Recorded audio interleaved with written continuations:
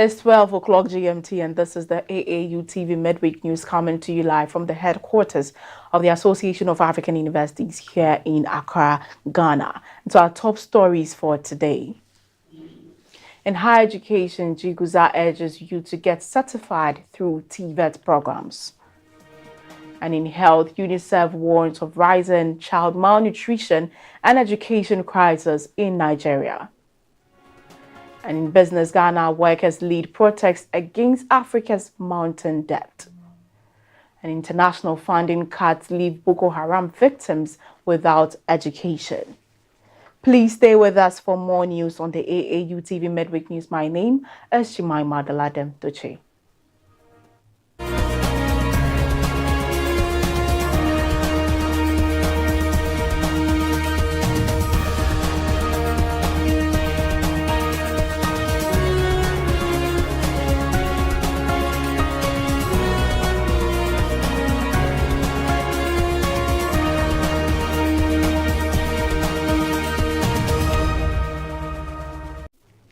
Welcome back from the break and to our news in detail.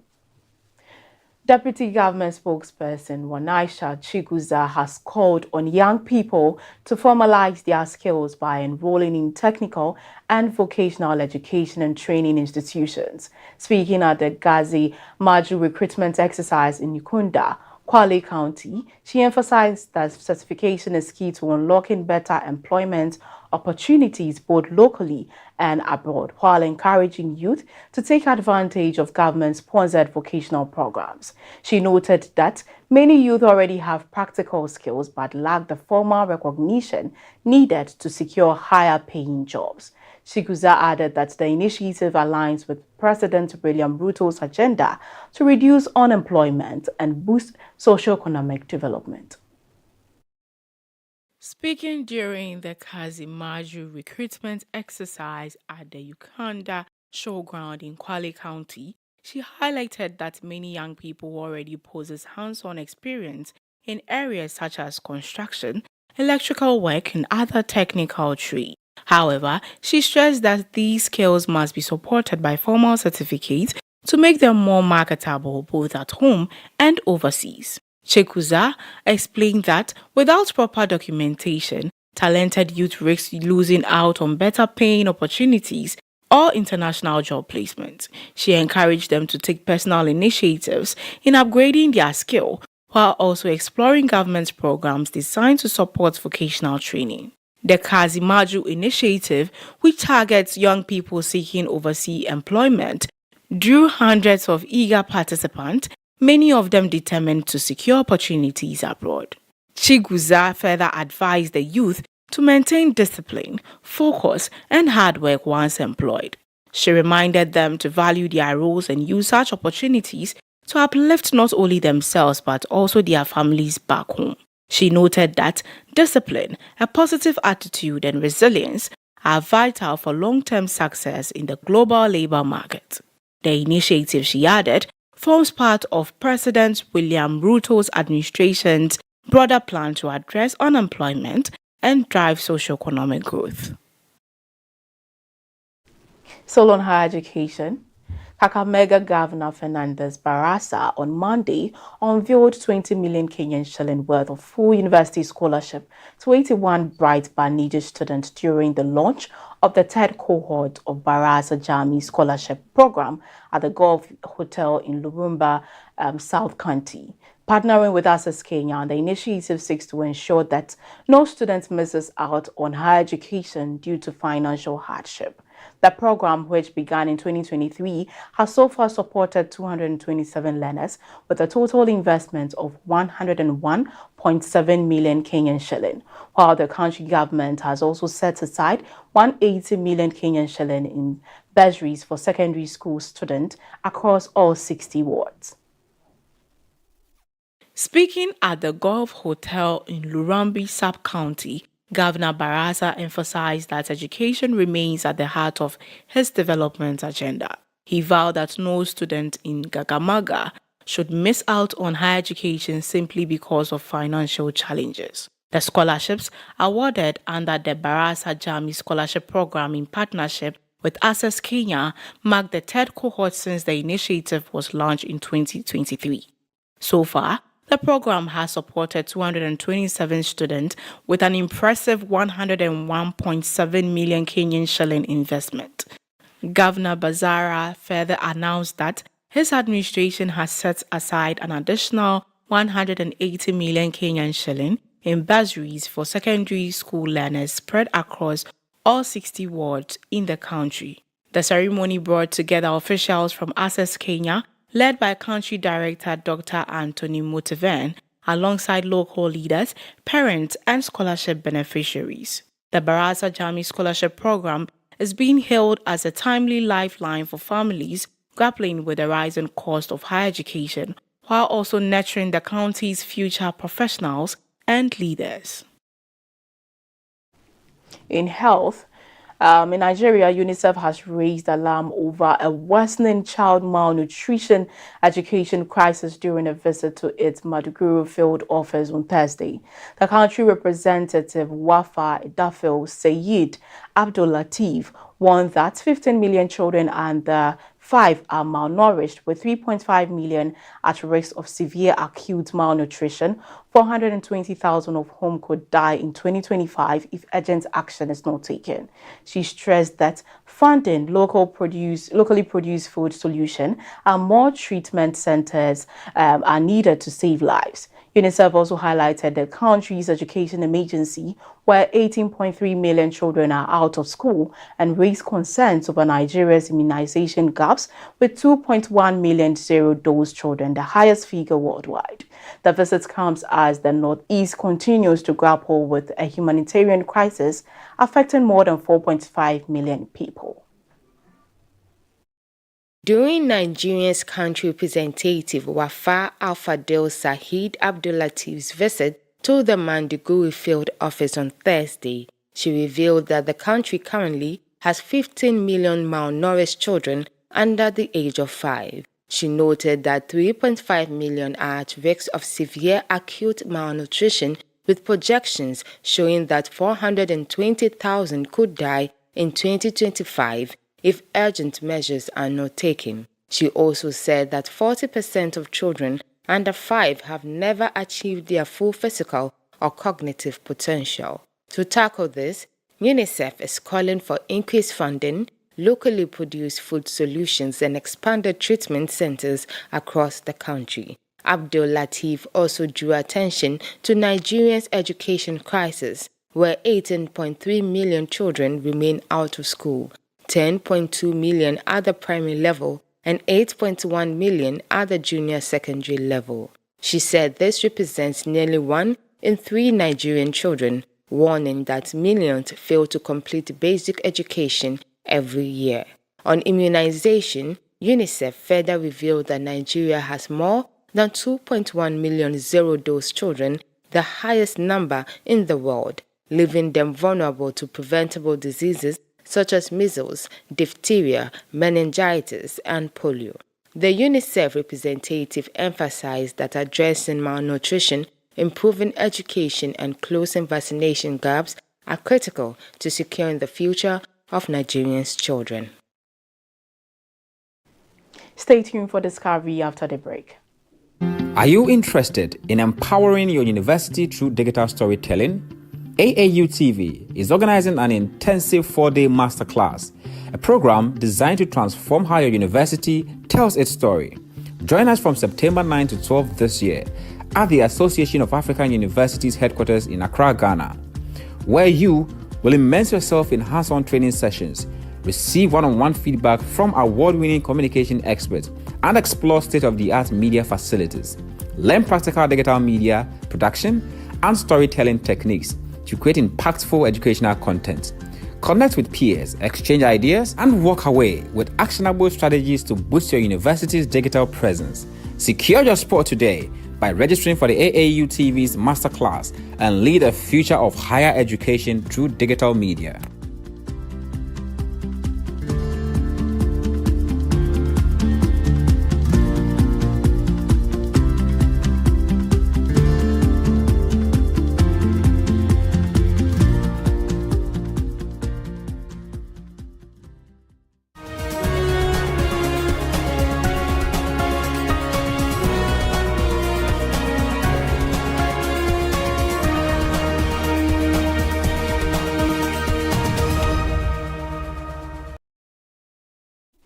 Welcome back from the break and to our discovery story. Vodacom South Africa has made history by deploying Africa's first dual-band massive MIMO radio in Cape Town, marking a major step in network modernization. The launch, which took place this week, is part of Vodacom's strategy to future-proof its infrastructure and meet rising data demands.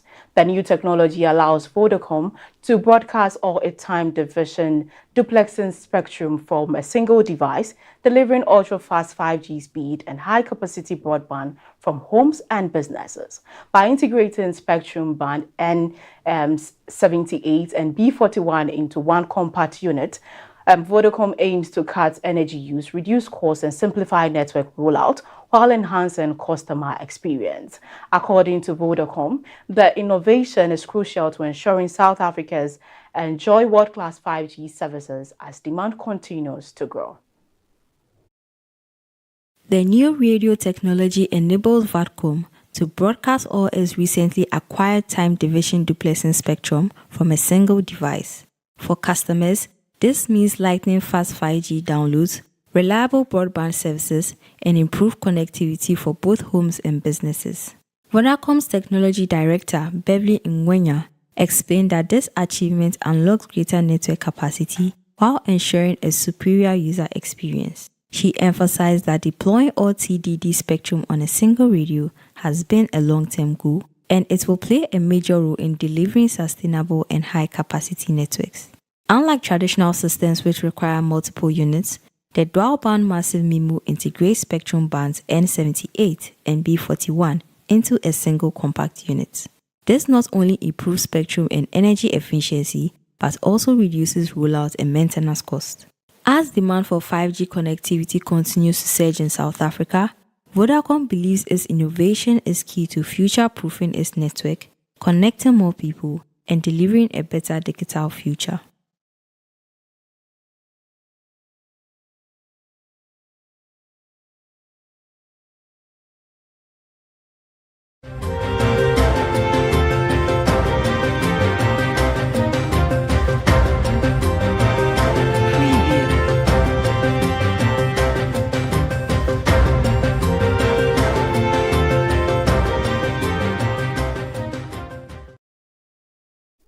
In sports, Morocco's national team, the Atlas Lions, has written football history by becoming the first side to win the African Nation Championship for the third time. The thrilling final took place on Saturday evening at the Moi International Sports Center in Nairobi, Kenya, where Morocco edged out Madagascar 3-2 in a dramatic contest. The victory came after a relentless battle that saw both sides exchange goals, with Morocco ultimately sealing the win through the late strike. The Atlas Lions of Morocco rose to glory in Nairobi with a 3-2 victory over Madagascar, capturing their third African Nations Championship crown. The final lived up to expectations as Madagascar stunned the crowd with an early opener with Felicite Manohanchao's spectacular long-range volley in just the 9th minute, giving them the lead. Morocco, however, pressed forward. Oussama Lamloui, who missed a golden chance in the opening minutes, redeemed himself with 2 decisive goals. His second, a late stunning strike, ultimately secured Morocco's place in history. Madagascar refused to go quietly, leveling the game midway through the second half through Toki Rakotandraibi, but the Atlas Lions' persistence proved too strong.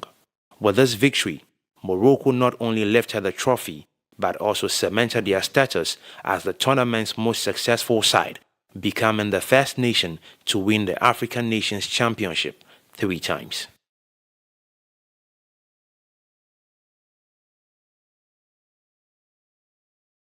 In entertainment, the 8th Kaduna International Film Festival has once again placed the spotlight on cinema as a tool for social transformation.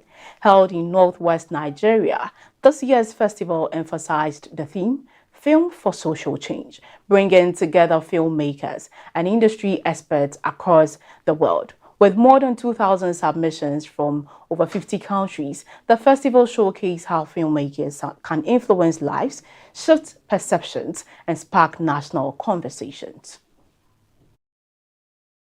At the heart of the 2025 Kaduna International Film Festival, organizers and participants called for the power of cinema to be harnessed for social development. Festival Executive Director Aldo Kashim Israel stressed that storytelling through cinema remains one of the most effective ways to drive advocacy and ignite change. His words reflected the festival's central theme, Film for Social Change. This year's edition received over 2,000 film entries from more than 50 countries. A 9-member jury carefully selected 168 films, with multiple nominations coming from 15 nations, including Nigeria, Kenya, Tunisia, Ghana, the United States, India, and France. Uganda once again led the submissions, marking its third consecutive year of dominance at the Kaduna platform. The festival's lineup went beyond screenings, offering masterclasses, panel discussions, cultural displays, exhibitions, tourism, workshops, and skill acquisition programs. Abuja-based filmmaker Gloria Ugoli Hioson highlighted the importance of teaching young creators to produce films that promote behavioral change. Veteran Nollywood actress Chinyere Nwabueze also underscored the role of filmmaking in addressing social issues and correcting negative perceptions. International voices joined the conversation as well.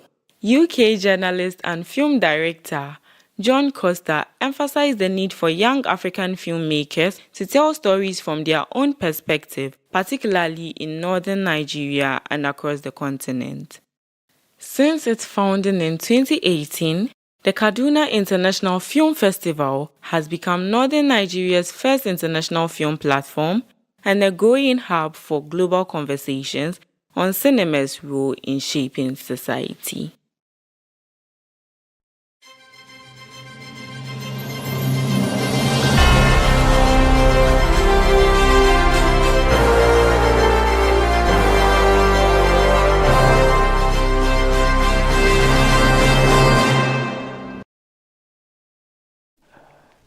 Hundreds of workers took to the streets of Accra, Ghana on Friday in a protest organized by the Trade Union Congress and supported by the International Trade Union Confederation Africa. The demonstrators calling for the cancellation of Africa's $1.3 trillion debt demanded a fairer global financial system, urging that sustainability debt burdens are crippling economies and worsening social crisis. The march forward by Ghana's own $8.5 billion external debt and recent economic turmoil highlighted the urgent question of how African nations can recover. In a contrast, debt servicing outpaces spending on health and education. A petition handed to the government urged total and unconditional debt cancellation as a matter of justice and survival. Friday's protest was organized by the Trade Union Congress of Ghana and supported by the International Trade Union Confederation Africa. Demonstrators carried placards and chanted, "We will not pay," accusing creditors along with the International Monetary Fund (IMF) and the World Bank for strangling Africa's economic future. Ghana, Africa's leading gold producer and the world's second largest cocoa exporter, is at the heart of the crisis. Its external debt stood at $28.5 billion as of March, more than a quarter of its economy. The country is only beginning to recover from one of its worst economic collapses in decades, marked by a debt default in 2022 and inflation that soared past 50%. Rally organizers argued that Africa's debt system is unjust and likened it to a fight between an elephant and a small animal in the ring, far from equal terms. A petition presented to government officials and signed by the ITUC Africa's General Secretary called for unconditional debt cancellation as an act of reparative justice. Finance Minister Ato Folson, receiving a petition on behalf of President John Dramani Mahama acknowledged the concerns. He stressed that while some countries simply cannot pay, the way debt is managed and is equally important. Across Africa, debt servicing in 23 countries is already outpacing spending on health and education, leaving governments with fewer resources for jobs, wages, and development. Protesters say that unless change comes, the debt burden will remain not just a financial challenge, but as a human development crisis.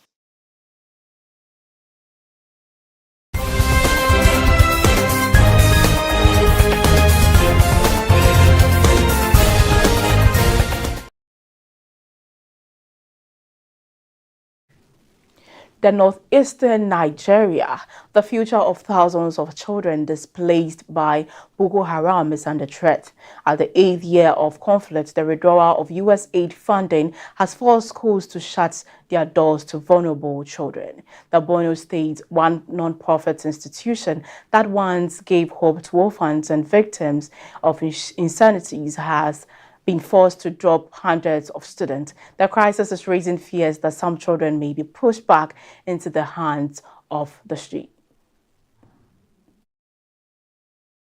Israel Peter was only 6 years old when Boko Haram militants attacked his village.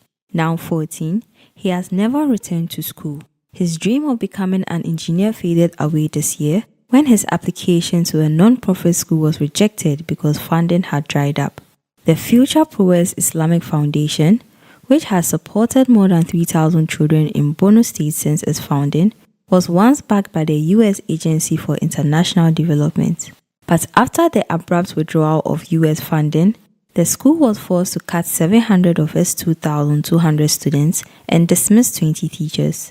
The Association Press reported that the funding retreat comes at a time when more than 35,000 people have been killed and 2.6 million displaced in the 16-year conflict across Nigeria, Cameroon, Niger, and Chad. Borno officials insist the impact is minimal, but families say otherwise. Parents who cannot afford school fees ranging from just $3 to $10 a term now watch their children's education slip away. Education experts warn that the danger is greater than lost learning. School founder Zana Mustafa cautions that abandoned children could be drawn back into extremist groups, while analysts fear that Boko Haram may exploit their vulnerability for recruitment. The crisis has already changed lives. Ramatu Osman, once preparing for her final exams, now spends her days knitting caps to support her family. Another graduate, Yusuf Mustafa, who lost his parents to Boko Haram, says the school saved his future. With Nigeria still recording the world's highest number of out-of-school children, over 10 million according to UNICEF, the collapse of the aid program is raising deep concerns about a lost generation. All right, so thank you for sticking with us on the AAU TV Mid-Week News. We'll take a quick look at our top stories. In higher education, Chiguza urges youth to get certified through TVET programs. And in health, UNICEF warns of rising child malnutrition and education crisis in Nigeria. In business, Ghana workers lead protest against Africa's mounting debt. And international funding cuts leave Boko Haram victims without education.